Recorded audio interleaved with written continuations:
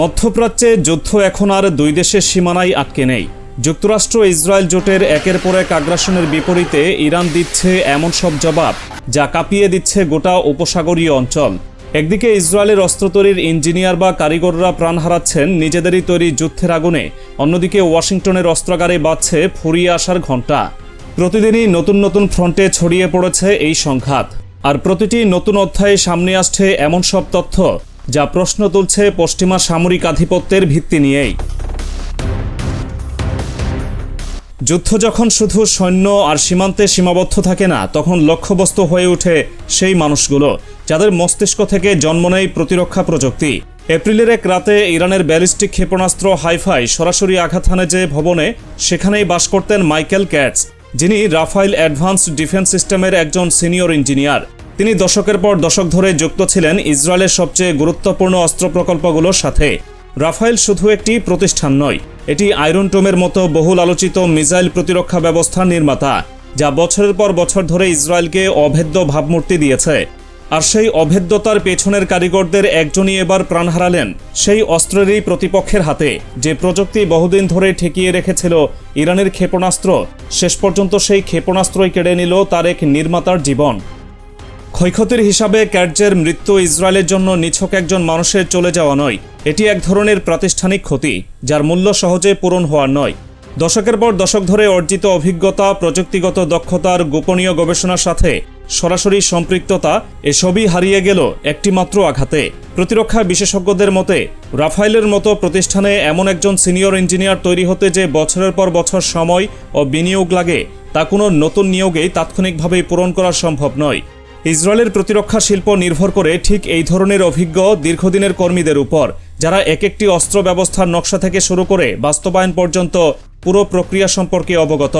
এমন একজনের মৃত্যু মানে শুধু একটি পথ শূন্য হওয়া নয়, বরং প্রতিষ্ঠানের প্রাতিষ্ঠানিক স্মৃতি ও দক্ষতার একটি অংশই মুছে যাওয়া। আরও গুরুত্বপূর্ণ বিষয় হলো, এই ঘটনা ইসরায়েলের প্রতিরক্ষা খাতে যুক্ত ব্যক্তিদের মধ্যে ছড়িয়ে দিয়েছে গভীর নিরাপত্তা উদ্বেগ। যে প্রতিষ্ঠানের কর্মীরা এতদিন নিজেদের যুদ্ধক্ষেত্রের বাইরে নিরাপদ মনে করতেন, তাদের জন্য এখন এই বাস্তবতা স্পষ্ট। ইরানের ক্ষেপণাস্ত্র প্রযুক্তি এমন নিখুঁতভাবে পৌঁছাতে সক্ষম যে প্রতিরক্ষা শিল্পের কোনো কর্মী আর সম্পূর্ণ নিরাপদ নন। বিশ্লেষকদের আশঙ্কা, এই মনস্তাত্ত্বিক প্রভাব দীর্ঘমেয়াদে রাফাইলের মতো প্রতিষ্ঠানগুলোর নিয়োগ, কর্মী ধরে রাখা, এমনকি গবেষণার গতিতেও নেতিবাচক প্রভাব ফেলতে পারে, যা ইসরায়েলের সামগ্রিক প্রতিরক্ষা সক্ষমতার জন্যই এক দীর্ঘস্থায়ী ক্ষতি হয়ে দাঁড়াতে পারে। বিশেষজ্ঞরা এমনও বলছেন, একজন প্রবীণ প্রকৌশলীরা অভিজ্ঞতা প্রতিস্থাপন করতে যে সময় ও প্রশিক্ষণ প্রয়োজন, সেই ফাঁকে ইসরায়েলের কিছু গুরুত্বপূর্ণ প্রকল্পের অগ্রগতি সাময়িকভাবে ব্যাহত হওয়ারও ঝুঁকি রয়েছে। ইরানের পক্ষ থেকে বলা হচ্ছে, এই ধরনের প্রতিষ্ঠান সরাসরি তাদের বিরুদ্ধে ব্যবহৃত অস্ত্র তৈরি করে বলেই এগুলো বৈধ কৌশলগত লক্ষ্যবস্তু। আর ক্যাটজের মৃত্যু প্রমাণ করছে, সেই লক্ষ্যবস্তুতে পৌঁছানোর সক্ষমতা তাদের সত্যিই আছে।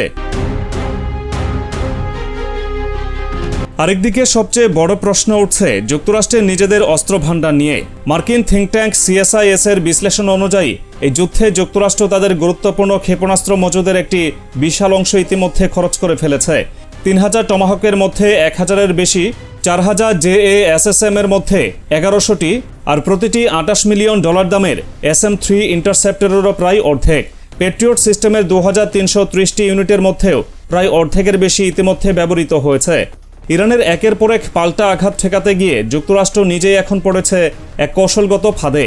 বিশেষজ্ঞদের আশঙ্কা, এই ঘাটতি পূরণ করতে লাগতে পারে 4 বছর পর্যন্ত, যা ভবিষ্যতে চীনের মতো বড় শক্তির সাথে সম্ভাব্য সংঘাতে যুক্তরাষ্ট্রকে ফেলবে মারাত্মক ঝুঁকিতে।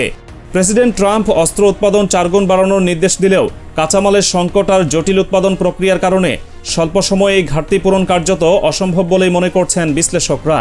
একটি অত্যাধুনিক ইন্টারসেপ্টর মিসাইল তৈরি করতে যেখানে মাসের পর মাস সময় লাগে, সেখানে যুদ্ধক্ষেত্রে তা খরচ হয়ে যাচ্ছে দিনের পর দিন।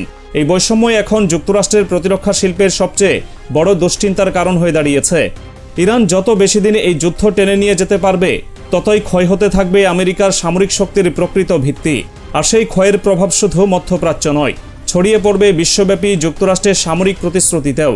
ইউক্রেন থেকে জাপান পর্যন্ত তাদের মিত্রদের কাছে অস্ত্র সরবরাহেও দেখা দেবে বিলম্ব। এই দুর্বলতার মধ্যেই মাঠ পর্যায়ে ইরান দেখাচ্ছে তাদের প্রতিরোধের আসল রূপ। গত ফেব্রুয়ারি থেকে চলা এই যুদ্ধে গত 17 জুন ইসলামাবাদ সমঝোতার পর সাময়িক বিরতি এলেও যুক্তরাষ্ট্র সেই সমঝোতা ভেঙে নতুন করে হামলা শুরু করায় ইরান আবারও পাল্টা প্রতিরোধে ফিরেছে।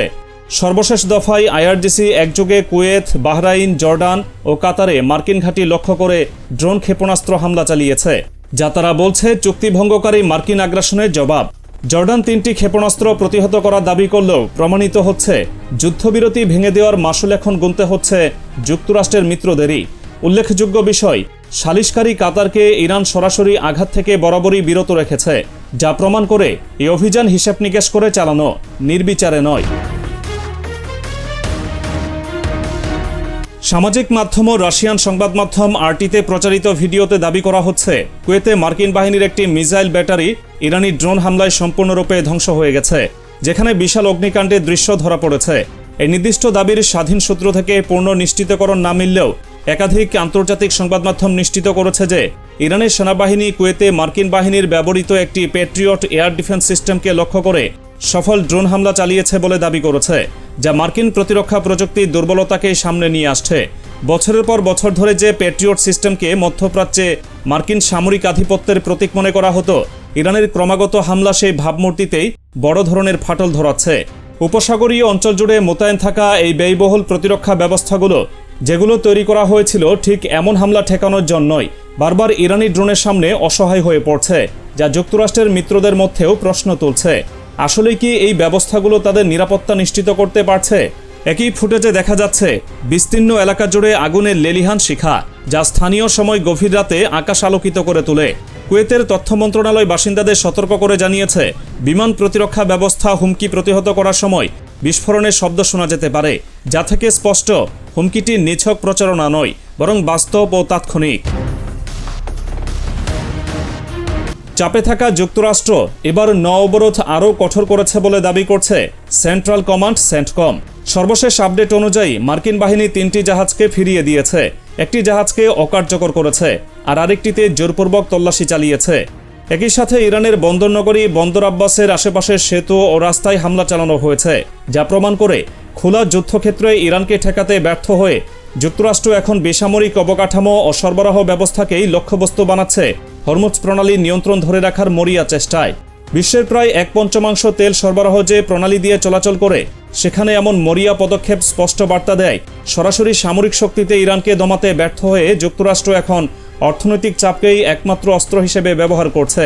অথচ এই অবরোধ শুরু হওয়ার পর থেকেই বিশ্ববাজারে জ্বালানি তেলের দাম ক্রমাগত ঊর্ধ্বমুখী, যার প্রভাব পড়ছে খোদ যুক্তরাষ্ট্রের সাধারণ মানুষের পকেটেও, প্রমাণ করে ইরানের বিরুদ্ধে এই চাপ প্রয়োগের মাসুল আমেরিকাকেও কম দিতে হচ্ছে না। এপ্রিল থেকে জুন পর্যন্ত চলা প্রথম দফার অবরোধেই যুক্তরাষ্ট্র শতাধিক জাহাজ ফিরিয়ে দেওয়ার আর 9টি জাহাজ অকার্যকর করার দাবি করেছিল। তবু ইরানকে থামানো যায়নি, বরং প্রতিটি নতুন হামলার জবাবে ইরান আরও জোরালো প্রতিরোধ দেখিয়েছে, যা প্রমাণ করে অবরোধ দিয়ে ইরানকে নতি স্বীকার করানোর মার্কিন কৌশল বারবার ব্যর্থ হচ্ছে।